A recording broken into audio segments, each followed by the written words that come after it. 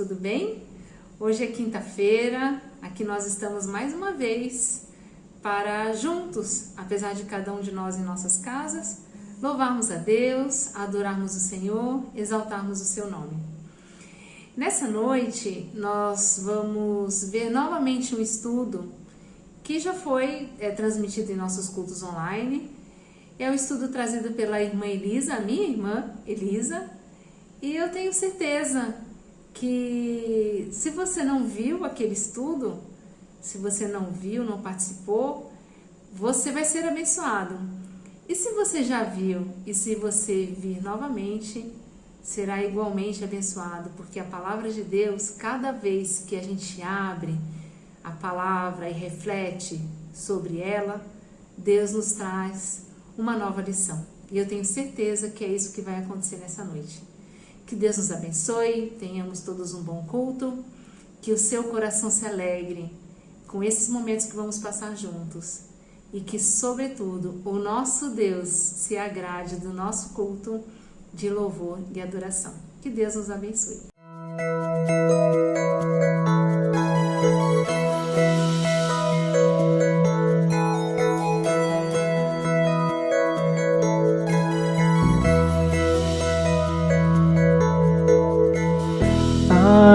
Aleluia, glória. Aleluia, glória. Aleluia, glória. Aleluia, glória. Ao Santo do Santo. Ao Santo do Santo. Aleluia, glória. Aleluia, glória. Aleluia, glória.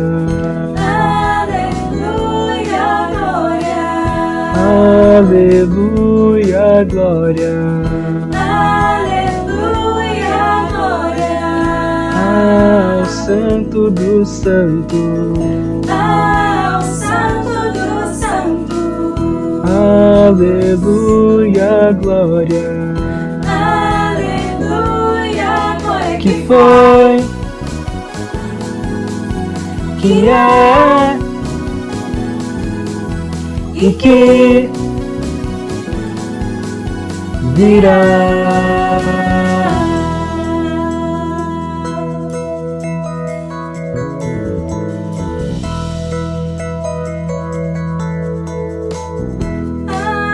Aleluia, glória. Aleluia, glória. Aleluia, glória. Aleluia, glória. Ao Santo do Santo. Ao Santo do Santo. Aleluia, glória. Aleluia, glória. Que foi, Que é e que virá. que foi, Que é e que virá. que foi, Que é e que virá. que foi, Que é e que virá. Olá, irmãos, graça e paz.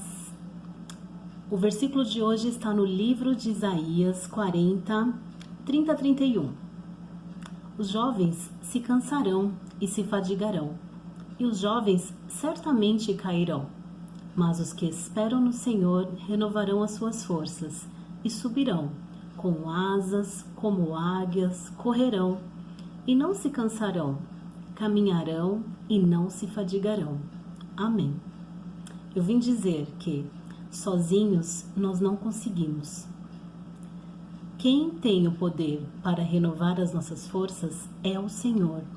E quem tem o poder para fazer a gente caminhar e não se cansar é o Senhor. E o segredo dessa palavra está nele.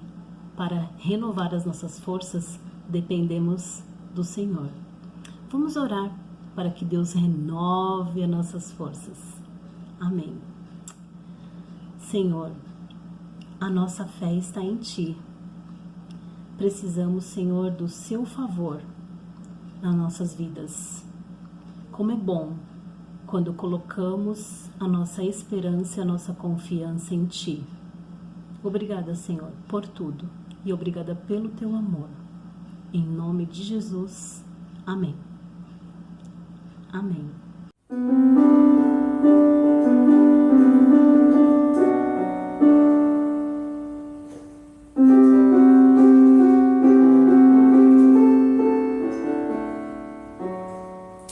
Essa paz que eu sinto em minha alma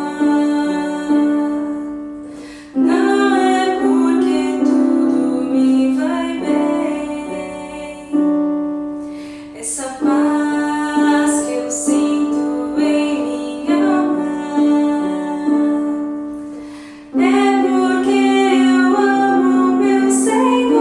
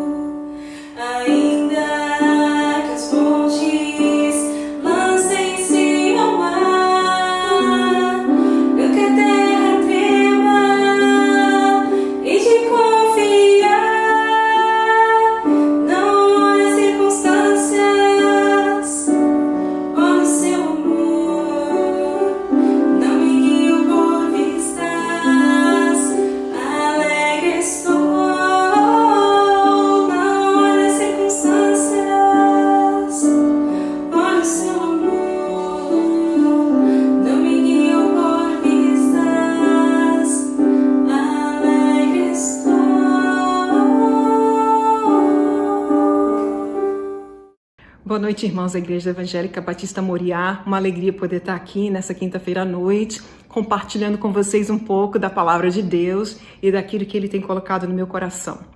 Algumas semanas atrás, levei meu filho Lucas, mais velho, para a faculdade, dirigimos algumas horas e eu o deixei lá. E essa cerimônia de afastamento me lembrou muito a época em que eu fui para o Rio de Janeiro fazer faculdade e estudar no seminário. E do texto que minha mãe e eu estávamos reminiscendo, lembrando que ela me escreveu Jeremias 33:3, clama a mim e responder-te-ei e anunciar-te-ei coisas grandes e firmes que não sabem. 35 anos se passaram e eu sempre me lembro desse texto e fico em admiração de ver o que Deus tem feito na minha vida, os planos que Ele tinha para mim. E ainda não acabou, porque acho que Ele ainda tem bastante planos para mim. E fiquei pensando que talvez seria muito bom a gente pensar nessa época de pandemia, onde às vezes a gente fica desesperançoso, que Deus ainda tem planos para nós. E voltei para Jeremias, um capítulo diferente, mas o mesmo profeta que é capaz de nos inspirar nessa época. Então eu escolhi Jeremias capítulo 29, versículos de 1 a 14, e gostaria então de refletir com vocês sobre os planos de Deus para nós. Vou ler o versículo de 11 a 14, mas vou usar todo o capítulo inicial para contextualizar a situação de Jeremias e as palavras dele. Então diz o texto: porque sou eu que conheço os planos de Deus para vocês, diz o Senhor, planos de fazê-los prosperar e não de causar dano, planos de dar a vocês esperança e um futuro. Então vocês clamarão a mim, virão orar a mim, e eu os ouvirei. Vocês me procurarão e me acharão quando me procurarem de todo o coração. Eu me deixarei ser encontrado por vocês, declara o Senhor. Jeremias 29, versículos de 11 a 14. O contexto histórico dessa passagem é muito interessante e a gente tem que começar com o profeta Jeremias, né? Jeremias nasceu provavelmente depois do ano 650 a.C., em Anatote, em Judá, e faleceu cerca do ano 570 a.C., no Egito. O profeta hebreu, então, viveu aí por volta de 80 anos. Ele foi autor do livro de Jeremias e do livro de Lamentações, que nós sempre lemos. Ele estava intimamente envolvido com os eventos políticos e religiosos de uma época muito crucial na história. Sua liderança espiritual ajudou o povo hebreu a sobreviver desastres como o cativeiro de Jerusalém pelos babilônios em 586 a.C.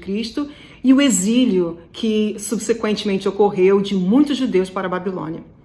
Ele é considerado um dos profetas maiores e às vezes recebe o apelido de profeta chorão, profeta lamentador ou ainda de profeta relutante. Jeremias 29 contém uma carta que Jeremias escreveu aos exilados da Babilônia.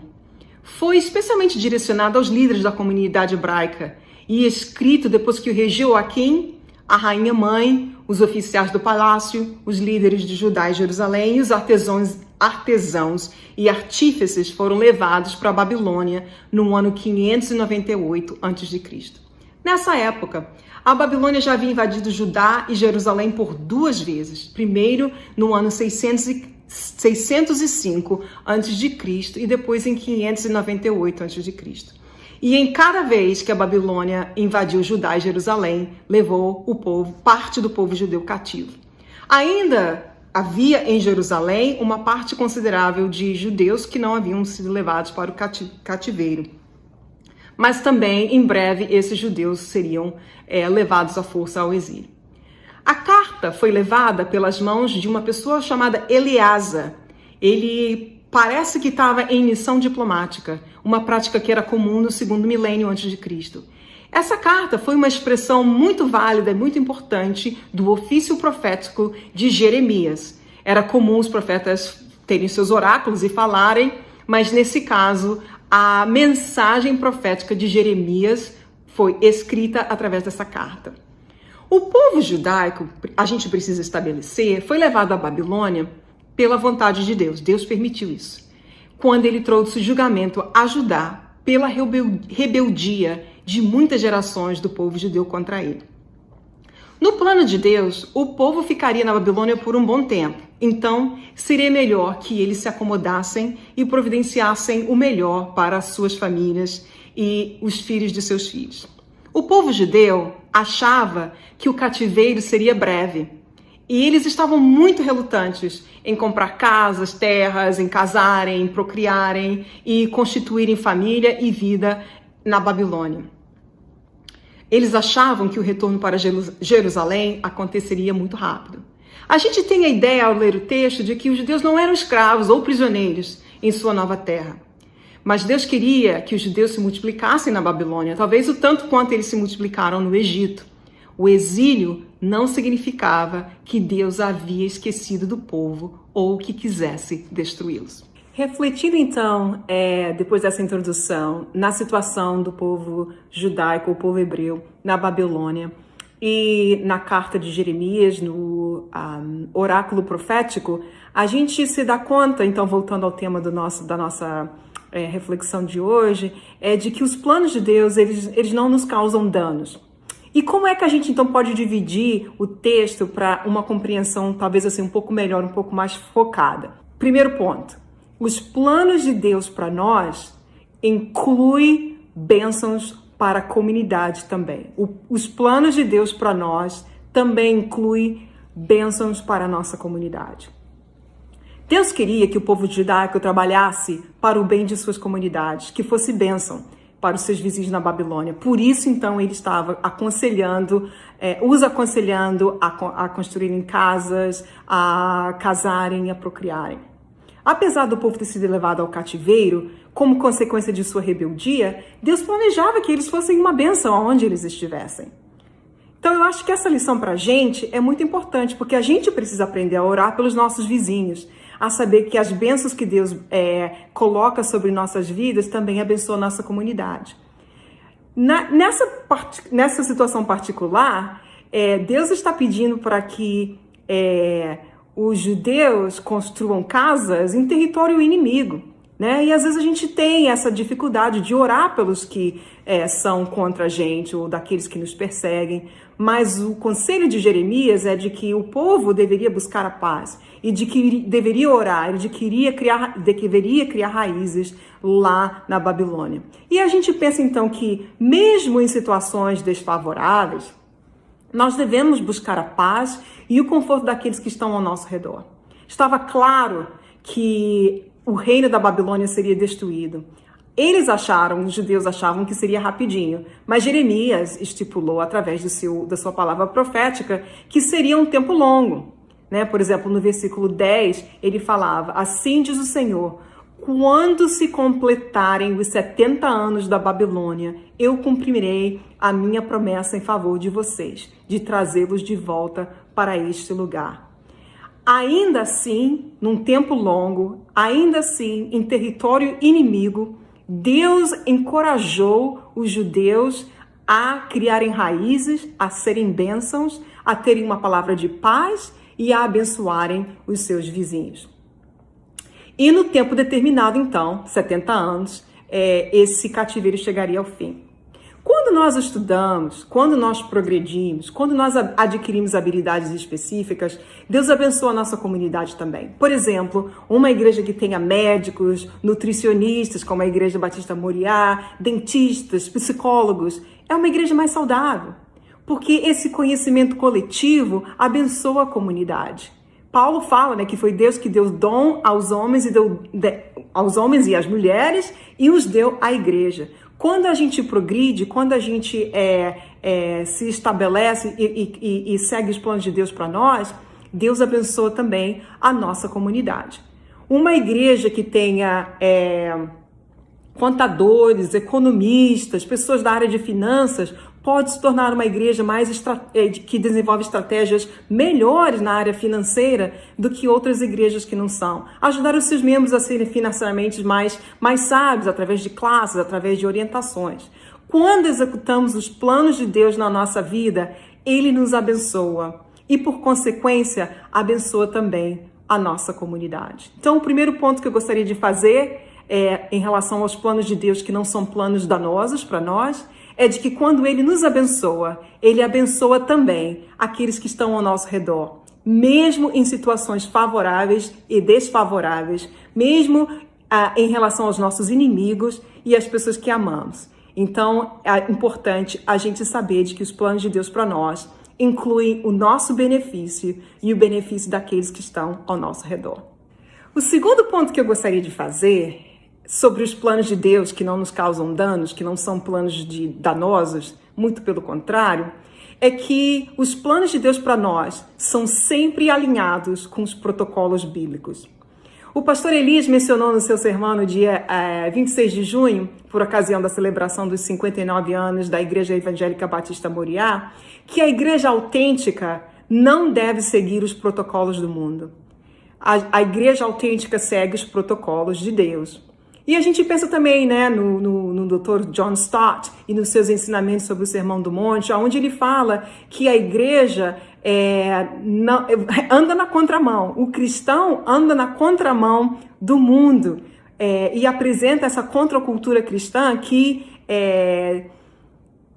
desafia a noção, por exemplo, de individualidade, a noção de riqueza, a noção de acúmulos de bens, né? O cristão, Jesus fala, por que gastar dinheiro naquilo que não é pão? Então a gente é sempre ensinado, o nosso protocolo é muito diferente do protocolo do mundo. E os planos de Deus para nós nunca estarão em desacordo com os protocolos que a gente encontra e os ensinamentos encontrados na Bíblia. Na Babilônia e em Jerusalém, os judeus dessa época enfrentavam falsos profetas, adivinhos, pessoas que profetizavam mentiras que não foram enviadas por Deus. Eles, na verdade, achavam que o exílio seria muito rapidinho, né? Então, eles vinham com esses ensinos que eram contrários aos ensinos de Jeremias e, por consequência, aquilo que Deus havia falado. No versículo 8, por exemplo, a gente lê: não deixem que os profetas e os adivinhos que há no meio de vocês os enganem. Não deem atenção aos sonhos que vocês os encorajam a terem. Eles estão profetizando mentiras em meu nome. Eu não os enviei, declara o Senhor.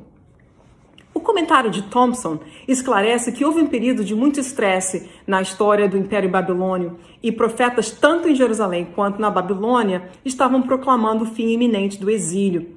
Mas Jeremias já havia proclamado, através da inspiração divina, que só em 70 anos os judeus retornariam. O exílio, de acordo com R.K. Harrison, durou 70 anos, desde a vitória da Babilônia sobre Carquemis em 605 a.C. até o retorno dos primeiros exilados em 536 a.C. E daí vem a pergunta: em quem que você anda confiando em relação aos planos de Deus para você?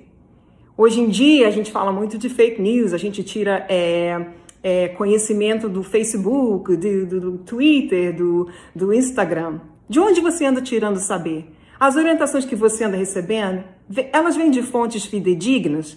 São confiáveis? Se alinham com os ensinamentos bíblicos de amar a Deus sobre todas as coisas e ao próximo como a nós mesmos? Se não se alinham, talvez seja preciso você recalibrar suas fontes de notícias, as pessoas que exercem influência sobre você e sobre o seu comportamento. Na questão de Jeremias, ele tinha uma função difícil, um trabalho difícil, de desmistificar os ensinos falsos desses profetas e de proclamar uma verdade até que nem todo mundo queria ouvir, né? Por exemplo, a gente no início da pandemia achava que 2 semanas, 3 semanas de lockdown seriam suficientes. Nós já estamos nisso há vários meses, né? Já são 8 meses, 9 meses que a gente anda lutando nisso. Então, era uma tarefa difícil, Jeremias dizer: olha, não vai ser rápido, vai demorar. Mas ainda assim sustentar e elevar o espírito deles e ajudá-los a continuarem esperançosos naquilo que Deus havia prometido. Então, Jeremias os desafiou a pensarem: não vai ser rápido, mas ainda há esperança, porque Deus está comigo. E nesse momento a gente lê no texto que Deus sentiu necessário estabelecer, através do profeta Jeremias, que ele tinha plena consciência dos planos dele em relação aos judeus exilados na Babilônia. Da mesma forma, eu acho que hoje Deus quer dizer pra gente: eu estou plenamente consciente dos planos que eu tenho para você. Eu tenho um pensamento, eu penso em você, certo? No Salmo 40, Davi fala que Deus ponderou sobre os pensamentos dele para o seu povo. E ele disse: Senhor meu Deus, quantas maravilhas tens feito! Não se pode relatar os planos que preparaste para nós. Eu queria poder proclamá-los e anunciá-los, mas são por demais numerosos. E um mesmo relato a gente vê no Salmo 139, nos versículos de 17 ao versículo 18. E que tipos de planos Deus tem para nós? Os planos de Deus são para nos fazer prosperar, a palavra diz, não para nos machucar. Mas o que significa prosperar? Prosperar significa fazer ficar maior ou melhor, desenvolver-se e progredir. Apesar da gente relacionar a prosperidade sempre com a questão financeira, esse conceito de progresso, de prosperidade, pode ser aplicado em qualquer parte da nossa vida. Por exemplo, um bebê que nasce, que recebe o leite materno, é amamentado, suas fraldinhas são trocadas, ele começa a crescer, ele começa a desenvolver, o bebê é amado, tem suas necessidades emocionais e físicas supridas, ele prospera, ele começa a crescer, depois pode andar e pode se desenvolver. Os planos que Deus tem pra gente são planos de esperança e de um futuro. Apesar dos judeus estarem na Babilônia porque haviam cometido atos de rebeldia, seria muito fácil para eles pensarem que os planos de Deus também eram de machucá-los, eram planos danosos, planos maus. Mas o profeta os assegurou de que os planos de Deus para eles eram planos de paz e que Deus havia planejado um futuro esperançoso. Uma nota de esclarecimento aqui, eu achei, apesar de talvez não ser tão relevante, eu achei que foi importante, porque essa combinação de esperança e um futuro, né? Na verdade, é uma figura de linguagem de substituição chamada endíades, ou endíase. Eu dei uma olhada no Ruais, né, no dicionário brasileiro. E é uma expressão na qual uma ideia complexa é expressa com duas palavras, unidas pela conjunção coordenada e. Um fim esperançoso seria uma tradução bem mais direta. Mas Jeremias usa essa figura de linguagem. Te dá uma esperança e um futuro, na verdade, um fim esperançoso. Esse final esperançoso está coerente com os protocolos bíblicos, com os protocolos de Deus. Deus não planejaria para nós algo incoerente com o que Ele é ou com o que Ele ensina. Se um povo em cativeiro podia renovar suas esperanças em Deus através de um final feliz, um fim esperançoso, nós também podemos. E para completar a nossa reflexão sobre os planos de Deus para nós, que não são planos de nos causar danos, a gente chega ao nosso terceiro ponto, depois de ter refletido de que os planos de Deus para nós também abençoam a nossa comunidade e de que os planos de Deus para nós não podem ser desviados do protocolo bíblico, daquilo que Deus ensina. Então, o terceiro ponto é que os planos de Deus para nós exigem de nós uma reação. É importante que a gente vá na direção de Deus. É importante que a gente possa buscá-lo. Os planos de Deus para nós devem provocar em nós uma reação, e essa reação é de buscá-lo. No verso 12 o texto diz: então vocês clamarão a mim, virão orar a mim, e eu os ouvirei. Vocês me procurarão e me acharão quando me procurarem de todo o coração. Nesse nosso tempo de pandemia, muitos se sentem impossibilitados de cultuar a Deus, porque não estão indo fisicamente à Rua Mariús, no templo da Igreja Evangélica Batista Moriá. Os judeus exilados na Babilônia talvez se sentissem da mesma forma. Eles estavam longe de sua terra, não poderiam ir a Jerusalém, que era o lugar onde eles achavam que a adoração deveria ser realizada. Mas Jeremias disse: olha, o lugar não é tão importante. Se é na rua Mariús ou se é na sua casa, o importante é que você me busque, que você me procure e que você me procure de todo o seu coração. Uma parte essencial desse futuro esperançoso está na necessidade da gente buscar a Deus. O plano de Deus para nós coloca uma reação em cadeia. Ele tem um plano, esse plano nos toca, a gente reage a esse plano buscando a Deus. E essa cadeia volta de novo para nós, porque Deus vai responder positivamente quando nós o buscamos de todo o coração. O texto termina no versículo 14, eu não continuei até o final do versículo 14, mas fala: e ele será achado por nós. Ele disse: e eu ouvirei, e eu reagirei positivamente à sua busca. Nós não precisamos ter medo de rejeição, mesmo que o nosso passado, como os dos judeus exilados, tenha sido de rebeldia e rejeição. Nós amamos um Deus que quer ser achado e responde ao nosso chamado, apesar do nosso passado. Ele é um Deus digno de ser buscado. E os planos dele para nós não são para nos machucar. Eu não sei de onde que vem essa ideia de que se a gente segue os planos de Deus, nós seremos empobrecidos, de que a nossa vida não vai ser legal, de que a gente não vai poder se divertir, de que a gente não vai poder viver plenamente. A gente, como cristão, anda na contramão da cultura contemporânea. E a gente pode achar realizações, a gente pode achar sentido na vida, a gente se diverte, a gente é feliz. E é importante a gente lembrar que o plano de Deus para nós é para nos fazer prosperar, crescer, progredir. E quando isso acontece, Ele nos abençoa e abençoa também aqueles que estão ao nosso redor. Mas os planos de Deus para nós nunca serão contra os protocolos bíblicos. Deus nunca vai planejar para a gente coisas que Ele abomina.